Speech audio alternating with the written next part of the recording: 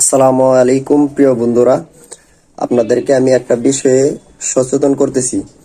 কিছু কিছু পোস্টের মধ্যে কিছু ওয়াহাবিরা লিখতেছে যে দেওয়ানবাগির মাজার ভেঙেছি, এখন মাইজ ভান্ডারে আসবো, এবং শাহজালালের মাজারের মধ্যেও তারা হামলা করার চিন্তা ভাবনা নিশ্চয়ই করতেছে, এবং শাহফরানের মাজারে হামলা করে ফেলেছে। কি মনে করেন শাহজালালের মাজারে নিশ্চয়ই হামলা করবে? গৌসুল আজম মাইজ ভান্ডারির আশেকান যারা আছেন তাদেরকে আমি সচেতন করে বলতেছি, আপনারা সচেতন হয়ে যান সময় থাকতে। আমাদের ডাক এসেছে, এখন আমরা লোকে দাঁড়াতে হবে। এখন রক্ত দেওয়ার সময় হয়েছে। গৌসুল আজম মাইজ ভান্ডারের মাজারের মধ্যে যদি কেউ আঘাত আনতে চাই, তাদের ডাইন হাত আমরা ভেঙে দেব। যত আশেকানে গৌসুল আজম মাইজ ভান্ডারীরা আছেন, যত সুন্নি আশেকের রসুলগণ আছেন, সবাইকে আমি সচেতন করতেছি, আপনারা সচেতন হয়ে যান।